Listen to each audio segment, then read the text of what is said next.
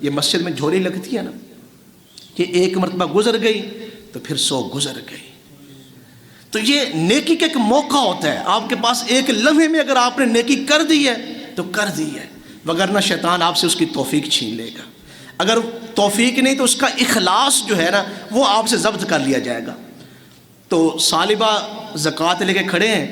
حضور نے فرمایا اب نہیں، یہ اس وقت تھا جب وہ آئے ہوئے تھے، اب میں نہیں لے سکتا. پھر کبھی صالبہ سے حضور نے زکوٰۃ نہیں لی. اور پھر سیدنا صدیق اکبر کا زمانہ آیا تو منکرین زکوٰۃ سے صدیق اکبر نے جہاد کیا ہے. فرمایا اگر مجھے کسی سے اونٹ کی رسی بھی وصول کرنی پڑی تو میں تلوار کے زور پہ اس سے وصول کروں گا، اس کے خلاف جہاد کروں گا جو رسی بھی نہ دے. صالبہ اپنی زکوٰۃ لے کے آئے ہیں تو صدیق اکبر نے فرمایا جس کی حضور نے پسند نہیں کی زکوٰۃ میں کیسے لے سکتا ہوں. اس لیے نیکی کے لمحے یہ بڑا خاص موقع ہوتا ہے، انہیں کبھی ضائع نہ کریں. اور دین جو ہے نا یہ کبھی آپ کا محتاج نہیں. مثلا کبھی اگر آپ زکوٰۃ نکالنے میں خلط ملط کر دیتے ہیں تو آپ کس کو دھوکہ دے رہے ہیں؟ اللہ کے ساتھ دھوکہ کر رہے ہیں آپ حقیقت میں وما یخدعون الا انفسہم وما یشعرون. آپ تو اپنے ساتھ دھوکہ کر رہے ہیں لیکن آپ کو خبر ہی نہیں ہے. سیدنا فاروق اعظم جیسے جریر حاکم آئے، صالبہ پھر زکوٰۃ لے کے کھڑے ہوئے ہیں کہ جناب میں زکوٰۃ دینے کے لیے آیا ہوں. حضور کے زمانے سے لے کے اب تک جتنی میری زکوٰۃ بنتی میں ساری دینے کے لیے تیار ہوں. تو سیدنا فاروق اعظم نے فرمایا صدیق اکبر نے نہیں لی، حضور نے زکوٰۃ نہیں لی، میں تم سے کیسے لے سکتا ہوں. اس لیے ان لمحوں کو ضائع نہ کریں. اگر آپ صاحب نصاب ہیں تو خوش دلی کے ساتھ زکوٰۃ دیں. قرآن مجید سورہ القلم نون والقلم پڑھ کے دیکھیں، اس میں اللہ تعالیٰ نے ایک واقعہ لکھا ہے کہ ایک شخص کا پچھلی امتوں میں ایک شخص کا باغ تھا، پھلوں کا باغ.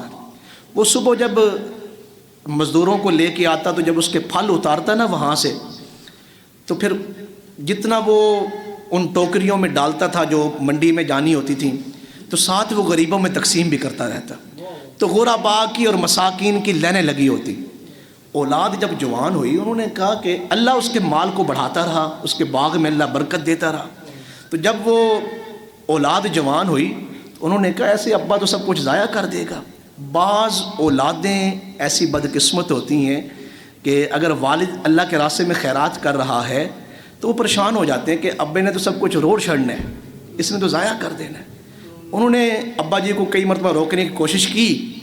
اور بعض والدین بھی ایسے ہوتے ہیں جو اولاد کو نیکی پہ خرچ کرنے سے روکتے ہیں.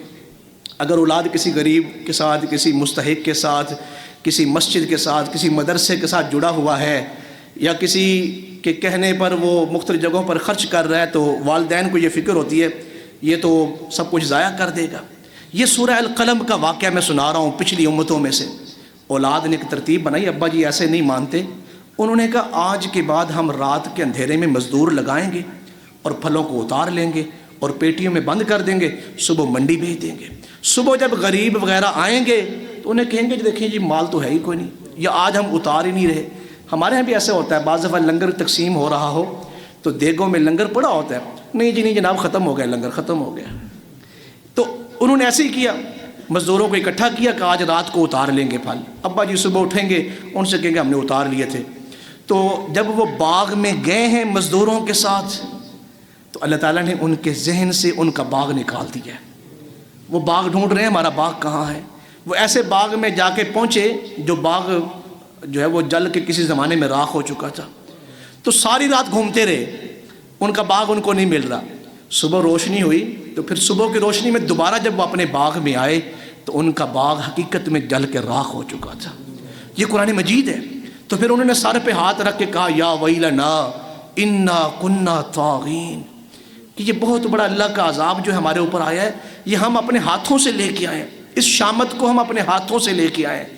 تو پھر اللہ نے فرمایا کذالک العذاب، جب ہم کسی کو عذاب میں مبتلا کرتے ہیں نا پھر ایسے ہی کرتے ہیں. اور یہ دنیا کا عذاب ہے، وَلَعَذَابُ الْآخِرَةِ أَكْبَرُ، جو آخرت کا عذاب ہے وہ بہت بڑا ہے. قرآن مجید سورہ توبہ میں ہے وَالَّذِينَ يَكْنِزُونَ الذَّهَبَ وَالْفِضَّةَ، کہ جس نے اپنا مال جوڑ کے رکھا اور اس نے ہمارے راستے میں خیرات نہیں دی یا ہمارے راستے میں زکوٰۃ نہیں نکالی، اسے بتا دیا جائے کہ وہ ہمارے عذاب کے لیے تیار ہو جائے. تو اس لیے رمضان المبارک کا مہینہ آ رہا ہے آپ اپنی زکوٰۃ کو ایمانداری کے ساتھ اور خوش دلی کے ساتھ اللہ کے راستے میں نکالیں۔ جیسے میں نے شروع میں کہا کہ آپ جب زکوٰۃ نکال رہے ہوں تو آپ بعض دفعہ انسان کو لگتا ہے کہ یار اتنے زیادہ پیسے بن گئے، وہ زکوٰۃ کے نکلتے ہوئے پیسے دیکھ رہا ہے لیکن یہ نہیں دیکھ رہا کہ اللہ نے مجھے کتنا زیادہ دیا ہے۔ زمانے میں اور کتنے لوگ ہیں جن کے پاس یہ نہیں۔ یہ ہمارے معاشرے میں لوگوں کے پاس پراپرٹیاں لوگوں نے خریدی ہوتی ہیں، اب چونکہ ان کی قیمتیں بہت زیادہ ہیں، جب ان کی زکوٰۃ نکالنے لگتے ہیں کہتے ہیں اتنی زکوٰۃ بن جائے گی، ابھی تک تو ہم نے اس کو بیچا نہیں یا اس سے کوئی فائدہ نہیں لیا۔ وہ یہ دیکھ رہے ہیں کہ زکوٰۃ اتنی بن رہی ہے، وہ یہ کیوں نہیں دیکھ رہے کہ اللہ نے اتنی مہنگی پراپرٹی کا مالک ہمیں بنایا ہے۔ تو اس لیے ایک چیز اس میں جو سب سے اہم مسئلہ ہے، قرآن مجید میں غرباء اور مساکین کو حکم نہیں کہ وہ امیروں کے دروازوں پہ جا کے زکوٰۃ لیں۔ سمجھ رہے ہیں میں کیا کہہ رہا ہوں؟ یہ جو قرآن مجید سورہ الذاریات میں نے پڑھی ہے نا، اس میں ایک آیت وفی اموالہم حق للسائل والمحروم، یہ بات آپ نے غور سے سننی ہے۔ جو ہمارے بھائی فیکٹریوں میں راشن کی لمبی لمبی لائنیں لگواتے ہیں، غرباء، اور اکثر ان میں سے وہ لوگ زکوٰۃ لے جاتے ہیں جو زکوٰۃ کے مستحق نہیں ہوتے، یہ پیشہ ور گداگر ہوتے ہیں، وہ لے جاتے ہیں۔ یہ مسئلہ قرآن مجید میں ہے کہ جو غرباء ہیں انہیں حکم نہیں کہ وہ امیروں کے دروازے پہ جائیں کہ ہمیں زکوٰۃ دیں، بلکہ امیروں کو حکم ہے کہ وہ مساکین کو ڈھونڈیں اور ڈھونڈ کے ان کو زکوٰۃ ان کے گھروں تک پہنچائیں۔ وفی اموالہم حق للسائل والمحروم، یہ اس چیز کو ہم نے بدلنا ہے۔ ایک تو جو آپ ایسے زکوٰۃ بانٹتے ہیں نا راشن کی صورت میں یا دیگر صورت میں، آپ تحقیق نہیں کرتے، وہ لوگ لے جاتے ہیں جو مستحق نہیں ہوتے، آپ کی زکوٰۃ ادا نہیں ہوتی۔ زکوٰۃ آپ کا فریضہ ہے، آپ نے اس فریضے کو صحیح طریقے سے، وہ ہمارے زمانے میں بچے وہ آنکھ مچولی کھیلتے تھے، آنکھ مچولی، کہ ایک بچے نے ڈھونڈنا ہے باقی سارے بچے چھپ جاتے تھے۔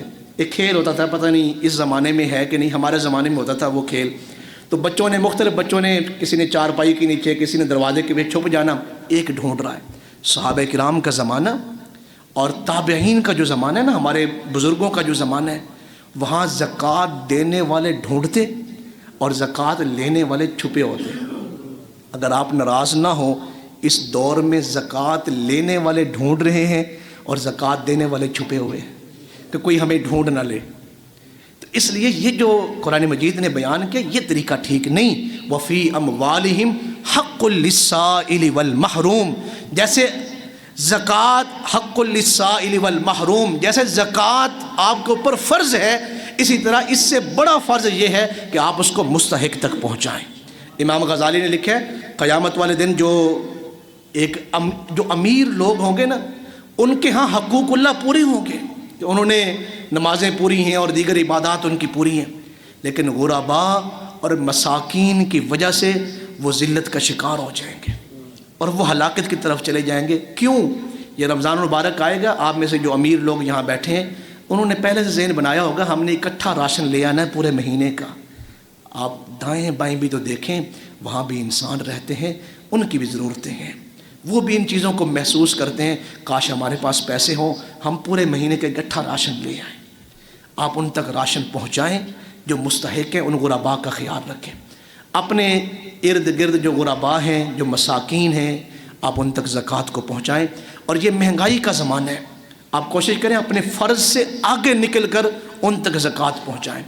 اور جو دوسری جو سب سے اس میں غرباء، مساکین اور یتیم اور بیوہ خواتین، ان کے علاوہ آپ کے علاقے میں جو جو مدارس ہیں ان مدارس کو زکوٰۃ دیں۔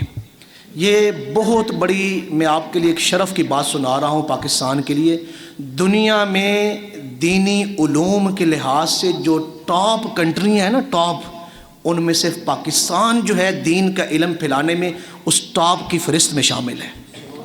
دنیا میں سب سے بڑی جو اسلامک یونیورسٹی ہیں جامعہ الازہر شریف ہے مصر میں، میں سعودی عرب میں گیا ہوا تھا تو میں نے ان مدرسوں کے دورے کیے ہیں۔ تحدیث نعمت کے لیے یہ بات میں کرنے لگا ہوں، ہمارے پاکستان میں جو دین کے علوم جس کوششوں کے ساتھ اور جو توجہ کے ساتھ پڑھائے جا رہے ہیں، وہ سعودیہ کی درسگاہوں میں بھی نہیں پڑھائے جا رہے ہیں۔ یہ آپ کے لیے کہ بہت بڑی، اس وقت آپ نے کوئی بھی مسئلہ پوچھنا ہو، ساتھ والی گلی میں کوئی نہ کوئی آپ کو عالم دین مل جائے گا، آپ اس سے مسئلہ پوچھ لیں گے۔ وگرنہ لوگ کئی میل تک سفر کرتے تھے دینی مسائل کو پوچھنے کے لیے. یہ علماء آپ کو کس نے دیے ہیں؟ ان مدارس نے دیے ہیں. تو مدارس تک زکوٰۃ کو پہنچائیں، ان کی تعمیر میں، پھر ان کی اشاعت میں. پھر وہاں جو پڑھنے پڑھانے کا سلسلہ ہے یہ حضور کے وارث ہیں. جب تک یہ مدارس قائم رہیں گے ہمارے ہاں دین جو ہے وہ قائم رہے گا. اگر مدارس کو روک دیا جائے تو پھر دینی علوم ختم ہو جائیں گے. ایک یہ گزارش کرنی تھی.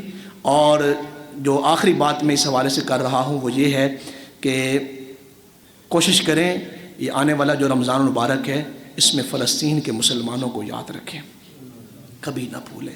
میں اپنے پاکستانی نوجوانوں سے گلہ ضرور کروں گا کہ ہماری قوم جو ہے وہ مختلف مسئلوں میں موبائل میں اور میچز میں اور دیگر معاملات میں الجھی ہوئی ہے. آپ کو پتہ ہے فلسطین کے حالات کیا ہے؟